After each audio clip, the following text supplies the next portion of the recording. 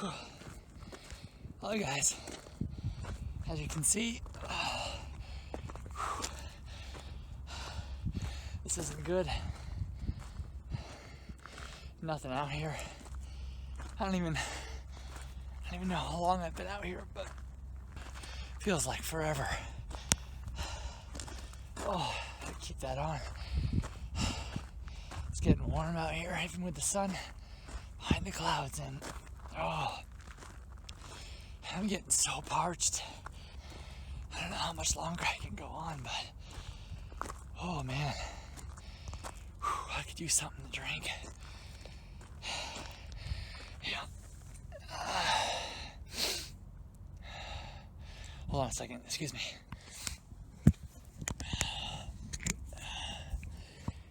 Yeah. Yeah, oh, that feels better. Whew. Well, guess we better get going.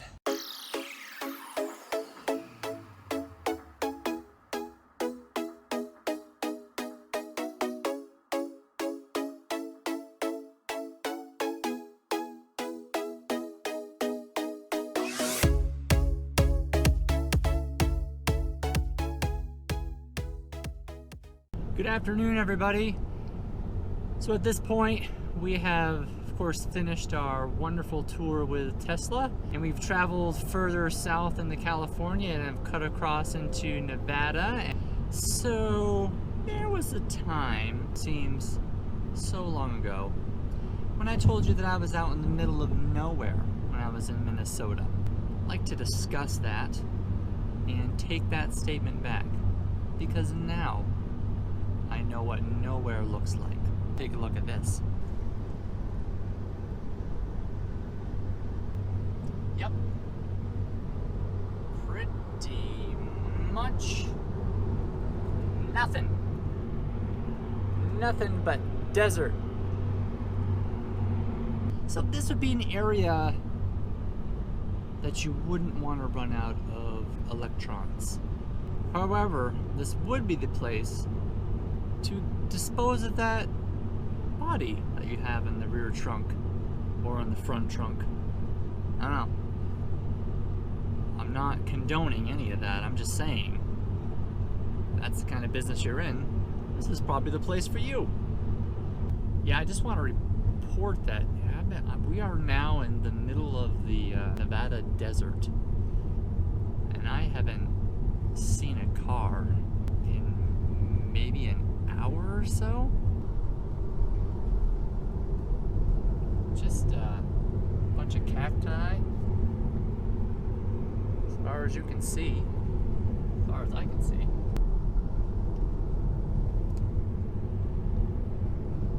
But yeah, just purely alone. There's no one in back of me, there's no one in front of me. It's a little creepy. And across Arizona, there are some beautiful pictures I was able to take of Arizona. You can take a look at those here.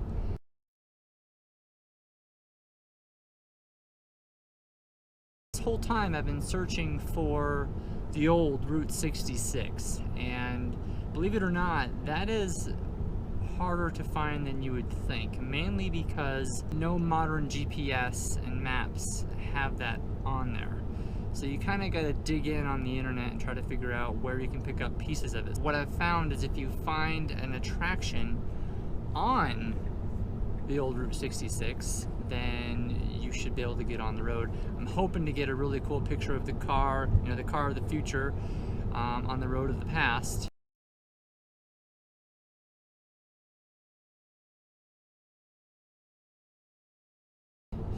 And I have found a automobile museum actually in Santa Rosa, New Mexico, and they are on the old Route 66.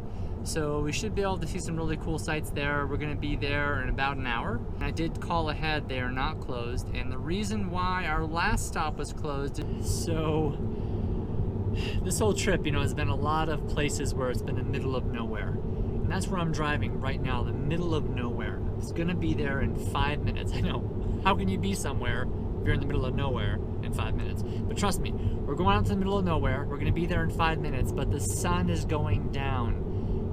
and we need daylight for this. So let's cross our fingers and hope that we can make it.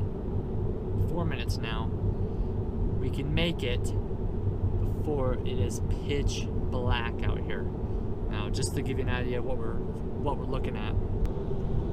Now the camera here doesn't look so bad, but as you can see, the sun is going down. It's going down fast. The reason why it's going down fast, we're at approximately 6,000 feet. But I'm not going to give away exactly where we are. Not until we get there. We'll be there in 3 minutes. See you soon. While we're here, we're in the middle of nowhere. And it's closed. If you can believe that, it's closed. So there's nothing we're going to be able to see here. Let me just show you the big close sign.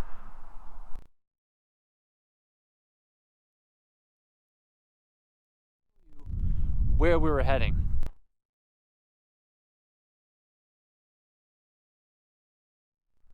This is where I was going to be able to accomplish 4 states at once. It's not a big deal to me because I've already been in Colorado and Utah and Arizona. There's New Mexico that was going to be the thing for me. I'm heading to New Mexico next, so I'm going to be able to check that off my list anyway. But I really wanted to be here. There's never been a time where I've wanted to, that I've had the chance or the opportunity to be here to see this. I'm extremely disappointed that it didn't work out. I don't know when I'm going to get a chance to be out here again because literally we're out in the middle of nowhere. And I'm in Colorado often, but it's a 5-hour trip one way. And that's not worth it. On this trip, it was going to be worth it. All this driving, it's closed.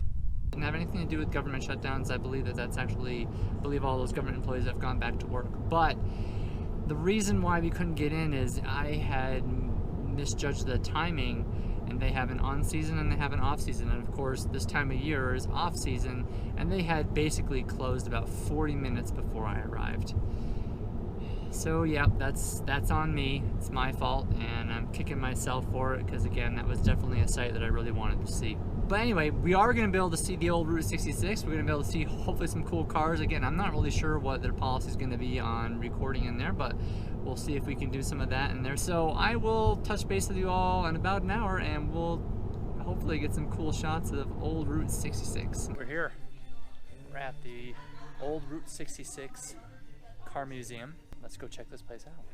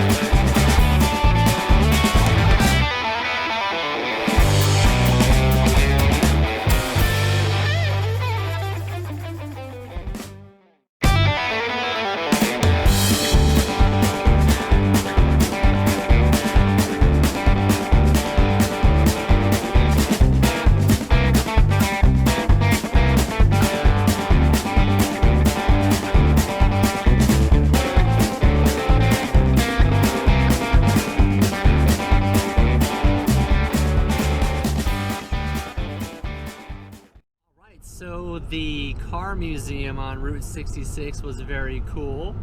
And I also made a stop over at the Blue Hole, which is just a short ways off the beaten path of Route 66, which is kind of a cool phenomenon. It's this essentially this huge pool of water, which is fed at 3,000 gallons per minute at 61 degrees Fahrenheit. The water is, which is really neat, and it's 80 feet deep, and it's only 60 feet in diameter. And you do need a scuba diver's permit. But I did get a picture of that here. So the museum was fantastic. It's privately owned. That entire museum and all the cars in it is privately owned. We have hours of operation every day, and during the off season, you know, sometimes they close early. But if you call ahead and let them know that you're going to be there, they'll wait for you. And the owner said that she said that if you're ever through there and they're not there during business hours when they should be, typically they'll leave a note on the door with a number. You call them up and they'll come right over and they'll open up the museum just for you. And it was really inexpensive to go through. There was $5 to walk through and just check out some of those cool automobiles and some of the Route 66 memorabilia that they had as well. So that was a lot of fun. From there, I did have some local pizza on Route 66. It was really, really good. And then I headed out back on the interstate and went out to Amarillo, Texas, where I stayed the night. Well, it's been a long day of driving, so I figured I'd make a stop here in Amarillo, Texas for the evening, and figured it would be a great time to maybe throw a few logs on the fire and have a nice toasty evening in. So let's go ahead and get the fire started here. Just need my lighter fluid. Hold on just a moment here. Here we go. And just need to light it. There we go. Oh, it's going, ooh, nice and warm. It's going pretty well now. Would you like to take a look at my fire?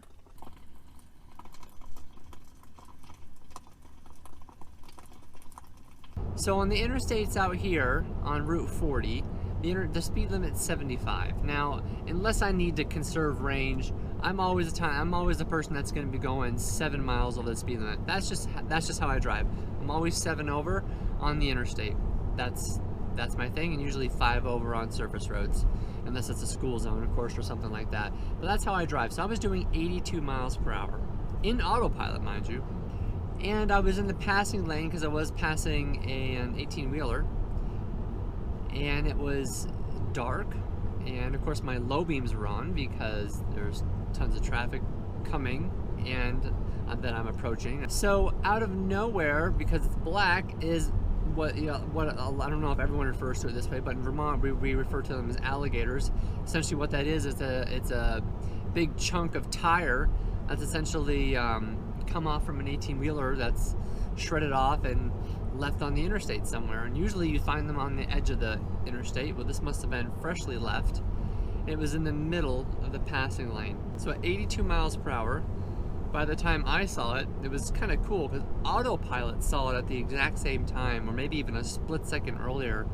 And autopilot freaked out with the red steering wheel on the icon saying grab the wheel, and it was like beep, beep, beep, beep, beep, beep, you know, just let me know that hey, something's not right. And of course I grabbed the wheel, but at 82 miles an hour, by the time I saw it and by the time autopilot saw it, you're not going to do anything.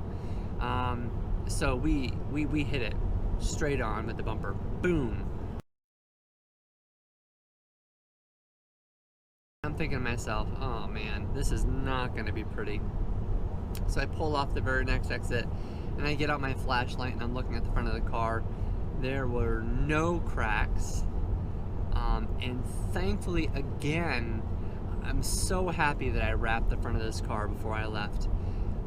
Just on the underneath of the front bumper, you could see where it had hit, and it actually peeled back a little bit of the wrap. And if the wrap wasn't there, I mean, I'm sure it would have taken paint right off the bumper. And right now, we're on our way through to Shamrock, Texas, which is almost just about on the border of Texas and Oklahoma. Then we're heading through to Oklahoma City. So we'll see you there. It's time for Snapple Facts.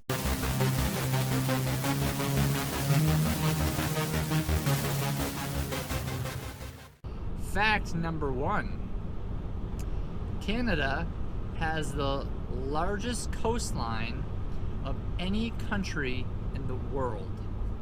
Fact number 2. The longest attack of hiccups ever lasted 68 years. Oh, yikes. Wow. And I thought when I had hiccups and it lasted like 10 minutes, it was bad. And as always, folks, let's keep those batteries charged.